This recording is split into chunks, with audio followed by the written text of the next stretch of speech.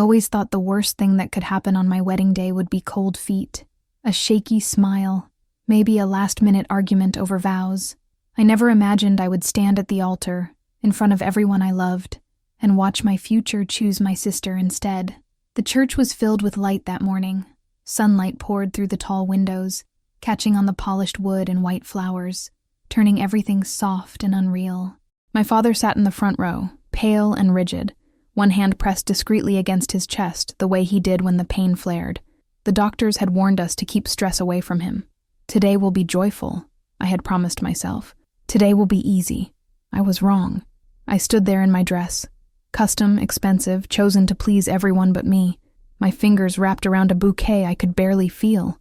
Across from me was the man I was supposed to marry, my fiancé, the man I had built my life around. He wouldn't meet my eyes. He kept looking past me toward the doors, like he was waiting for something to interrupt us, and then it did. The doors opened with a sound that cut through the church like a blade. Gasps rippled through the pews. I turned, confused, my heart already racing, and saw my younger sister standing there. Her hair was loose, her makeup streaked, her hands shaking as if she might fall apart at any second. I remember thinking, why is she here? She walked down the aisle slowly, sobbing so hard it didn't seem real. Not the quiet crying of someone overwhelmed, but the raw, panicked sound of someone confessing something unforgivable. "I'm pregnant," she said. Her voice echoed. With his child. The room tilted. The air vanished from my lungs.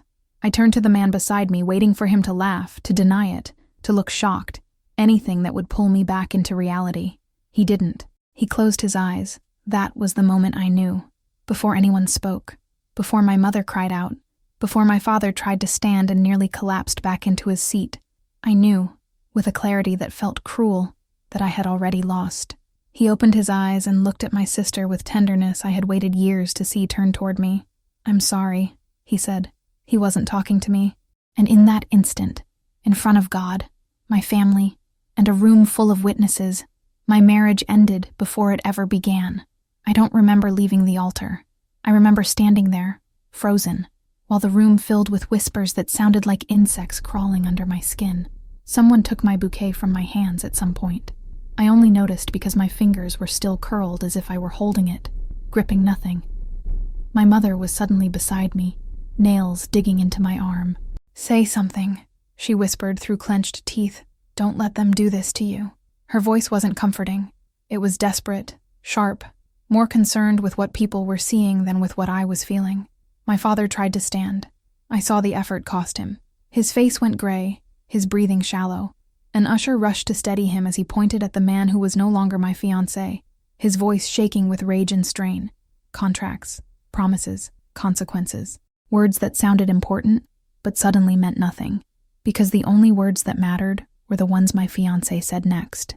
"I can't marry her," he said quietly. "Not when the woman I love is carrying my child." Love. That word landed harder than the confession itself. Not mistake, not confusion. Love. Something intentional. Chosen. Something he had never offered me, even after years together. When he finally looked at me, I wished he hadn't. There was no anger in his eyes, no fear, just pity, as if I were already a memory he was trying to be gentle with. The church erupted after that. People stood. Phones came out. I could almost hear the headlines forming in real time. Bride dumped at altar. Sister's betrayal. Family scandal. Someone suggested I sit down. Someone else suggested we move to a private room. I nodded because nodding was easier than screaming. I let myself be guided away while my sister collapsed into tears behind me, and my parents argued with his family in voices that grew louder by the second. The small room they put me in smelled like old wood and furniture polish. I sat in a straight-back chair and stared at my hands, finally noticing they were shaking uncontrollably. My dress felt too tight. The lace at my collar scratched my throat, making it hard to breathe. That's when it hit me. I wasn't losing a husband. I was losing the life I had been promised, the life everyone had prepared me for, the role I had played perfectly for years. Out there, the chaos continued without me. In here, in the silence, I realized something terrifying. When you're raised to become someone's wife, no one ever teaches you who to be when that future disappears. And for the first time in my life, I had no idea who I was supposed to be next. The days after the wedding blurred together in a way I can only describe as heavy. Everything had weight. The air, My name. The looks people gave me when I left the house. Shame isn't loud. It presses down on you slowly, until even breathing feels like effort. My father stayed in his study for days. When he finally came out, he looked smaller, like the illness had taken something permanent from him. The doctor warned us again about stress, about blood pressure, about limits. I watched my mother hover, torn between anger and fear, and knew she blamed me for surviving something that had nearly broken him. My sister vanished that same night. No goodbye, no explanation. One moment she was crying in the church aisle, the next she was gone, taken somewhere quiet, somewhere protected, somewhere I wasn't invited. People said it was for her safety, for her condition. No one asked about mine. Newspapers didn't use my name at first. They didn't have to. Everyone knew. Friends stopped calling. Invitations disappeared. Even the women who hugged me tightly when they saw me in public leaned in to whisper, "I can't imagine," before backing away like betrayal was contagious. I spent hours sitting in my childhood bedroom, staring at walls that had once felt safe. I ate when reminded, slept when exhaustion forced me. I felt like a guest in my own life, watching it from a distance, unable to step back in. I told myself I wasn't heartbroken over him, and that was the part that scared me most. I wasn't replaying our memories. I wasn't missing his voice or his touch. What I missed was certainty, structure, the future that had been planned so thoroughly I'd never questioned it. One afternoon, I overheard my mother on the phone. She was crying softly, saying my name like it was something fragile. "She'll never recover from this," she said. "People don't forget scandals like this." Something inside me hardened. That night, alone in my room, I admitted the truth I'd been avoiding. I hadn't been chosen. Not by him. Not by my family. Not by the life I was raised for. And once you accept that, there's a strange kind of freedom that follows. Quiet, unsettling, but real. 3 weeks after the wedding that never happened, a letter arrived. Not through the mail, not with a return address, just an envelope left discreetly, as if whoever sent it didn't want to be seen. I opened it with steady hands. I didn't know yet that those words would split my life in two. I only knew that, as I read the first line, my heart began to race for the first time since the altar. Because some betrayals don't end the story. Some are only the beginning. The envelope was heavier than it should have been. Thick cream paper without a name, without a stamp, without any explanation for how it had found its way into my hands. I stood in the middle of my bedroom, the door locked, my pulse loud in my ears, suddenly aware of how quiet the house was. I read the letter once, then again, and again. "Your sister was never pregnant. Meet me tonight if you want the truth." The words didn't feel real. They floated on the page, detached from everything I had lived through over the past 3 weeks. Pregnancy had been the reason for everything. The public humiliation, the rushed disappearance, the way my life had been swept aside as if it were an inconvenience. Without it, nothing made sense. My first instinct was to tear the letter apart. My second was to show my parents, to demand answers, to force someone, anyone, to explain. But a quieter thought followed, colder and far more dangerous. What if it was true? I realized then how little proof there had ever been. No doctor, no records, just my sister's tears and his immediate acceptance. He hadn't questioned it. He hadn't hesitated. He had simply chosen her. The letter told me to come alone. Midnight, a public place I knew well enough to find in the dark. It also told me to burn the paper after reading it. I did. I watched the edges curl and blacken in the fireplace, the words disappearing into ash. If this was a lie, I didn't want evidence of my foolishness. If it was the truth, I didn't want anyone else involved. Waiting was the hardest part. As the house settled into sleep, I dressed in the darkest clothes I owned, practical shoes instead of anything delicate. My hands didn't shake this time. That frightened me more than fear would have. I slipped out quietly, feeling something unfamiliar with every step. Independence, maybe, or recklessness. I wasn't sure which one scared me more. The park was empty when I arrived. The fountain stood silent in the moonlight, water long since turned off for the season. For a moment, I thought I had been tricked. Then a figure stepped forward from the shadows.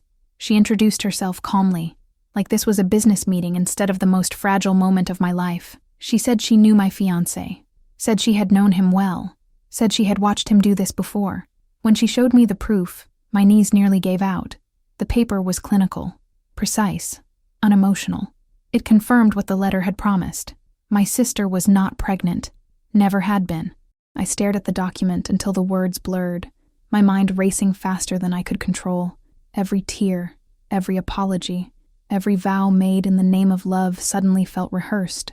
That was when the truth finally settled in. I hadn't been replaced because of circumstance. I had been betrayed by choice. And now, standing there with proof in my hands, I had to decide what kind of woman betrayal would turn me into. By the time the truth stopped shocking me, it started rearranging everything. I woke up that morning with the same heaviness in my chest, but something had shifted. The pain was no longer sharp. It was focused, like my mind had finally accepted that this wasn't a nightmare I'd wake up from. It was my life now, and I had to decide how to survive it. I replayed the signs I had ignored, the way he guarded his phone like it contained his heartbeat, the sudden kindness after long absences, the way he spoke about loyalty as if rehearsing for an audience. None of it felt subtle anymore. It felt insulting. I spent the morning alone in the house, walking from room to room, touching the walls like they were witnesses. This home had been built on shared plans, late-night conversations, and promises spoken softly so the world wouldn't hear them. Now it felt like a stage set after the audience had left, empty, artificial, exposed. What hurt most wasn't just the betrayal.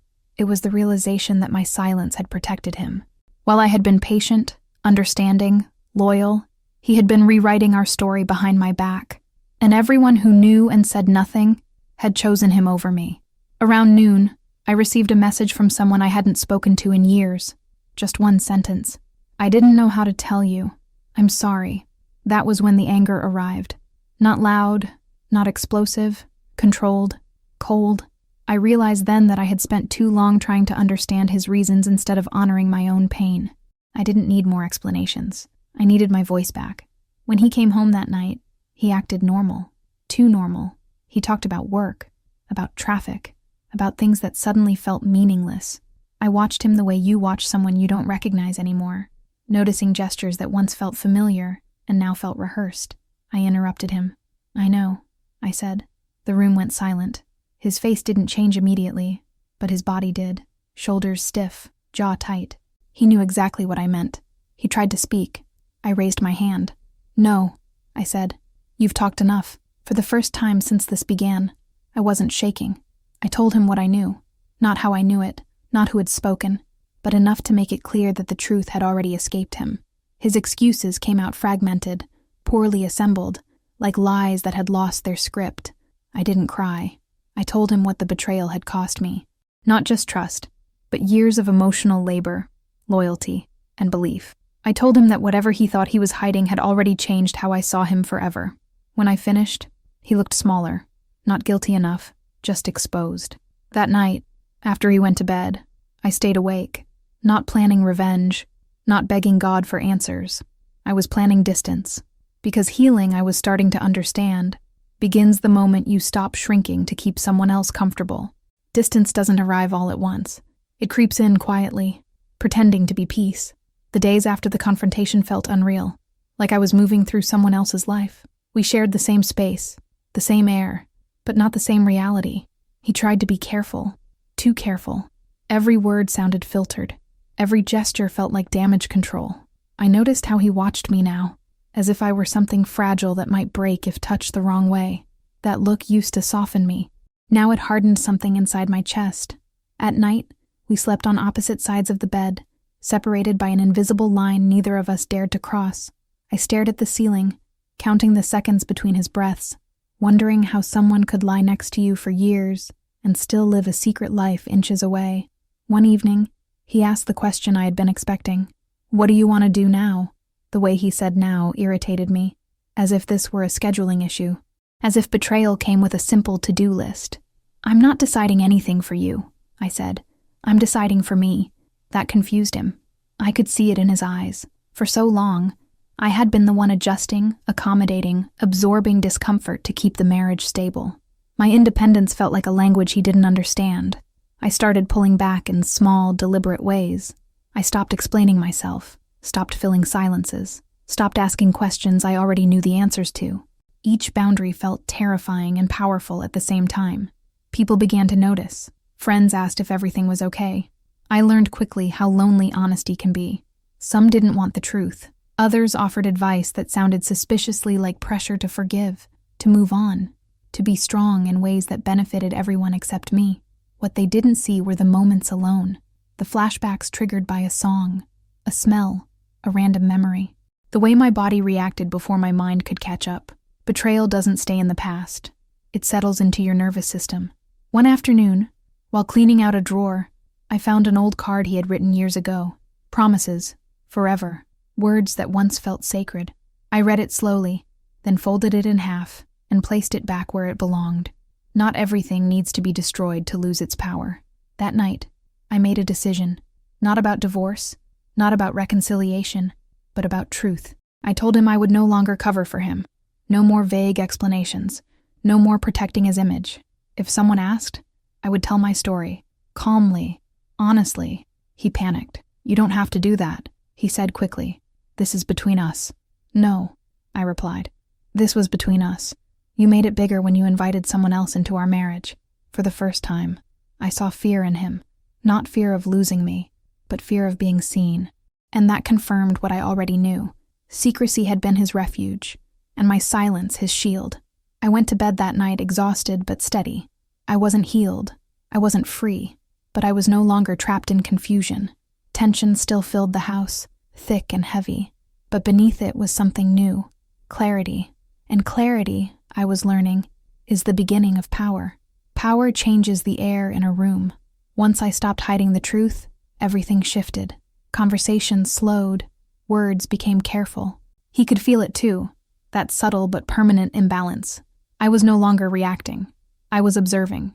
He tried to regain control in quiet ways, small favors, unexpected kindness, offers to fix things. He cooked dinner more often, asked about my day, touched my shoulder as if muscle memory could rebuild trust. I let him try, not because I believed him, but because I needed to see how far the performance would go. At night, when the lights were off, my mind was loud. I replayed moments from our marriage with new eyes, trips that now made sense, phone calls he'd taken outside, the way he'd accused me of being distant. Betrayal doesn't just break trust, it rewrites history. One evening, I finally asked the question I'd been avoiding. "How long?" He hesitated. That pause told me more than any confession ever could. When he answered, the number landed like a physical blow. Years, not a mistake, not a lapse. A parallel life carefully maintained while I held everything else together. I didn't cry. That surprised both of us. Instead, something cold and precise settled inside me. I realized then that I wasn't grieving the man in front of me. I was grieving the woman I had been, the one who believed loyalty was mutual, that effort was shared, that love meant protection. After that night, I stopped sleeping in the bedroom. I moved into the guest room with a single suitcase. He followed me down the hallway, confused, angry, desperate. "This isn't fair," he said. I turned to face him. "Neither was your double life." Silence swallowed the house. The next days were tense in a new way. No shouting, no dramatic scenes, just two people orbiting the same space, knowing one of them had already left emotionally. He asked if this meant I was ending the marriage. I told him I didn't know yet, and that answer terrified him more than a definitive no. Because uncertainty removes leverage. I began taking long walks alone, thinking, reconnecting with parts of myself I had neglected to keep the peace. I remembered how capable I was before I learned to compromise at my own expense. Friends started to hear the truth. Some reacted with shock, others with uncomfortable silence. A few tried to defend him, speaking in platitudes about forgiveness and rebuilding. I listened politely and then stopped calling them. Not everyone deserves access to your pain. One afternoon, while he was out, I stood in the living room and looked around. Our furniture, our photos, the life we'd curated. It felt like a museum of a marriage that no longer existed. That's when it hit me. Staying wasn't strength. Surviving silently wasn't dignity. Choice was. When he came home that night, I was calm. Too calm. "We need to talk," I said. His face tightened. He already knew. Whatever came next would change everything. And for the first time since the truth came out, I wasn't afraid of that at all. I chose my words carefully, not because I was afraid, but because I wanted them to land exactly where they needed to. "I'm not making threats," I said. "I'm making decisions." He sat down slowly, as if bracing for impact. The confidence he once carried so easily was gone. In its place was a version of him I barely recognized. Smaller, reactive, stripped of certainty. "I can change," he said quickly. "I'll do whatever it takes. Therapy, transparency, anything." I nodded, not in agreement, but in acknowledgement. I had heard this part before, not from him, but from other women's stories. Promises made under pressure, redemption offered only after exposure. "This isn't about effort anymore," I replied. "It's about damage." He tried to interrupt me. I raised my hand. "You didn't just break trust," I continued. "You trained me to doubt myself. You let me question my intuition while you lived another life. That kind of harm doesn't disappear because you're suddenly willing to try." For a moment, he said nothing. Then his voice cracked. "I never wanted to hurt you." I looked at him, really looked at him. "Intent doesn't erase impact," I said quietly. That was the sentence that broke him. Tears came fast and uncontrolled. He apologized again, this time differently. Less defensive, more desperate. He spoke about fear, about feeling invisible, about choices he didn't know how to stop making. For the first time, I believed he was telling the truth. And for the first time, I understood something painful. His honesty came too late. I told him I needed space, real space. Not distance under the same roof, not emotional limbo. Time away to hear my own thoughts without his influence. The word separation hung between us. He asked how long. I told him I didn't know. That answer hollowed him out. That night, I packed slowly. Not everything, just enough. Clothes, documents, a few personal things.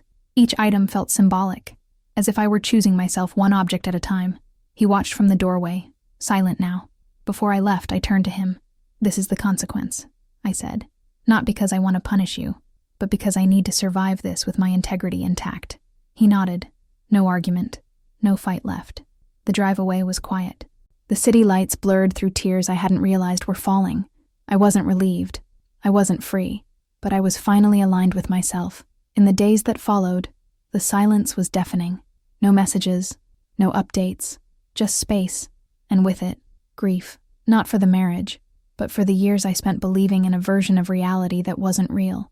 Yet slowly, something unexpected happened. My body relaxed. I slept deeper, ate better, thought clearer. The tension I'd lived with for so long began to loosen its grip. Pain was still there, but it no longer controlled every breath. I didn't know what the future held. Divorce, reconciliation, a new life entirely. But for the first time since the betrayal surfaced, the future felt like it belonged to me, and that was enough, for now. Living alone was louder than I expected. Not because of noise, but because of the absence of it. No footsteps in the hallway, no muted television in the background, no tension humming under the surface. Just me, my thoughts, and the slow process of realizing how much of myself I had muted to keep a marriage functioning. The first few days were fragile. I moved through routines carefully, like someone learning to walk on a healing leg. Coffee tasted different. Mornings felt longer. Nights felt endless. I kept reaching for my phone, then stopping myself. Silence, I was learning, is uncomfortable before it becomes honest. He respected the boundary at first. No calls, no texts. That restraint almost made it harder. Part of me expected him to break, to demand reassurance, to pull me back into managing his emotions. When that didn't happen, I was forced to sit fully with my own. I started therapy, saying everything out loud, to someone who had no loyalty to either of us. Changed things. Hearing my own story reflected back without minimization was grounding. The therapist didn't rush me toward forgiveness or clarity. She asked questions that stayed with me long after the sessions ended. Why had I ignored my intuition? Why had I equated endurance with love? Why did betrayal feel like a personal failure? The answers weren't flattering, but they were freeing. One afternoon, I ran into someone who knew us as a couple. The polite small talk lasted exactly 30 seconds before the question arrived. "How are you and your husband doing?" I felt the old instinct rise, the urge to smooth, to protect, to lie for the sake of comfort. Instead, I took a breath. "We're separated," I said calmly. The reaction was immediate. Shock, curiosity, sympathy, discomfort. I watched it all without absorbing it. Their response no longer felt like a verdict on my worth. That night he finally called. I almost didn't answer. When I did, his voice sounded different, less guarded, more exposed. He asked how I was. I told him the truth, not the softened version, the real one. We spoke carefully, respectfully. No accusations, No promises. Just acknowledgement of the reality we were standing in. "I don't expect anything from you," he said. "I just needed you to know I'm taking responsibility." I didn't respond right away. Responsibility, I had learned, isn't something you announce. It's something you demonstrate over time. After the call, I sat by the window and watched the city lights. I realized something important then. Separation hadn't created the distance between us. It had simply revealed it. In the weeks that followed, I began rebuilding small pieces of my life, reconnecting with friends I'd drifted from, returning to interests I'd shelved, making decisions without consulting anyone else. Each choice, no matter how small, felt like reclaiming territory. I wasn't healed. I still had moments of anger, grief, and disbelief, but I no longer felt lost. The betrayal had forced me to confront truths I had avoided for years, not just about my marriage, but about myself. And as painful as that was, it carried an unexpected gift: clarity. And clarity, I was discovering, changes everything. Time doesn't heal on command. It reveals. Weeks passed, marked not by milestones but by quiet shifts. I stopped replaying conversations in my head. I stopped waking up with that familiar knot in my stomach. The pain hadn't disappeared. It had softened, reshaped itself into something I could carry without collapsing. He continued therapy. I knew because he told me, not as a performance but as information. I noticed the difference. No dramatic updates, no emotional bargaining, just facts. That restraint mattered more than he realized. We met again after nearly 2 months apart. Neutral space, public, boundaries intact. He looked healthier, calmer, not redeemed, just present. We talked about practical things first: finances, logistics, the shape of our separation if it became permanent. It felt strange to discuss the possible end of a marriage with such composure, but also necessary. Emotion without structure had kept me stuck before. I wasn't repeating that pattern. Eventually, the conversation turned inward. "I'm not asking you to come back," he said. "I know I don't deserve that. I just want to understand what this did to you." The question landed differently than the apologies had. It wasn't about easing his guilt. It was about facing the consequences. So I told him. I told him how betrayal fractures reality, how it teaches your body to distrust calm, how love becomes associated with vigilance. I told him how I'd blamed myself for things that were never mine to carry. He listened, didn't interrupt, didn't defend. That too mattered. When we stood to leave, he asked if I thought reconciliation was possible. I didn't answer immediately. "I think honesty is possible," I said. "Consistency, accountability, those are possible. Whether intimacy can exist again, I don't know." He accepted that. Driving home, I realized something unexpected. I wasn't hoping for a specific outcome anymore. Not reunion, not finality, just integrity. At home, I wrote in a journal for the first time in years, not to process him, but to document myself, my boundaries, my fears, my non-negotiables. I wasn't writing a marriage plan.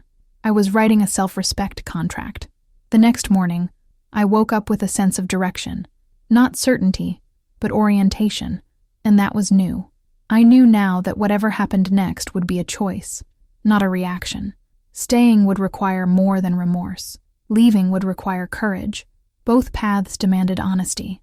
Betrayal had stripped me of illusions, but it had also stripped away complacency. I didn't know how this story would end, whether it would close with rebuilding or release.